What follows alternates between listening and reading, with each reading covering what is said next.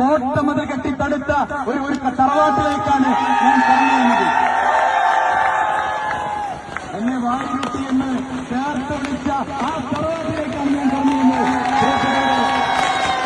അവിടെ നിന്ന് ബഹുമാന്യനായിട്ടുള്ള പാലക്കാട് സയ്യിദ് സാദിഖ് അലി ശിഹാബ് തങ്ങൾ മാധ്യമങ്ങളോട് പറഞ്ഞു, സന്ദീപ് കേവലം ഒരു കോൺഗ്രസിന്റെ സ്ഥാനാർത്ഥിയല്ല, ഞങ്ങളുടെ കൂടി സ്ഥാനാർത്ഥിയാണ്, ഞങ്ങളുടെ പൊതു സ്ഥാനാർത്ഥിയാണ് എന്ന് പറഞ്ഞ് അനുഗ്രഹിച്ചയച്ചതാണ്.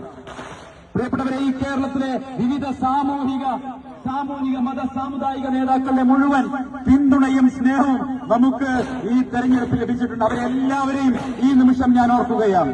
അവരെല്ലാവരെയും നന്ദിയോടുകൂടി സ്മരിക്കുകയാണ്. കാരണം എന്താ? കേരളം ഉറപ്പാണ്, കേരളം കണ്ട ഏറ്റവും വലിയ രാഷ്ട്രീയ തെരഞ്ഞെടുപ്പ് അട്ടിമറിയാണ് ഇന്ന് തൃക്കരിപ്പൂരിൽ സംഭവിച്ചത്.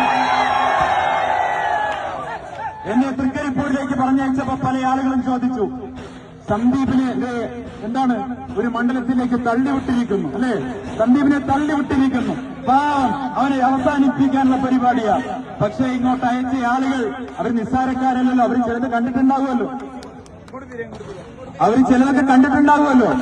UDF നേതൃത്വം ചിലതൊക്കെ കണ്ടിട്ട് തന്നെ ആയിരിക്കുമല്ലോ ഇങ്ങോട്ട് പറഞ്ഞിട്ടുണ്ടാവുക.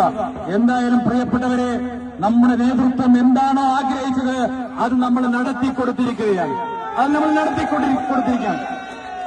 പ്രിയപ്പെട്ടവരെ, ഈ നിമിഷം എനിക്ക് നിങ്ങളോട് പറയാനുള്ളത്, ഒരുപാട് കാര്യം നിങ്ങളോട് ഇനിയുള്ള ദിവസങ്ങൾ സംസാരിക്കാനുണ്ട്. ഞാൻ ഒരു കാര്യം തൃക്കരിപ്പൂരിലെ ജനങ്ങൾക്ക് ഉറപ്പ് നൽകുകയാണ്. എനിക്ക് വോട്ട് ചെയ്ത ആളുകളുടെ മാത്രമല്ല, മറിച്ച് ഈ തൃക്കരിപ്പൂരിലെ 2 ലക്ഷത്തിലധികം വരുന്ന മനുഷ്യരുടെ ജനപ്രതിനിധിയായിരിക്കും, നിങ്ങളുടെ ശബ്ദമായിരിക്കും, നിങ്ങളുടെ നാവായിരിക്കും എന്ന് പറയാൻ ഞാൻ ആഗ്രഹിക്കുകയാണ്. എനിക്ക് വോട്ട് ചെയ്യാത്ത ഒരുപക്ഷെ എന്റെ എതിർ സ്ഥാനാർത്ഥിക്ക് വേണ്ടി പ്രവർത്തിച്ചവർ ഈ ശബ്ദം കേൾക്കുന്നുണ്ടാവാം. ഞാൻ അവരോടും പറയാൻ ആഗ്രഹിക്കുന്നു, നിങ്ങൾക്കൊരാവശ്യം വന്നാൽ എന്നെ സമീപിക്കാൻ നിങ്ങൾ ഒരു മടിയും കാണിക്കരുത്. നിങ്ങൾക്കിത്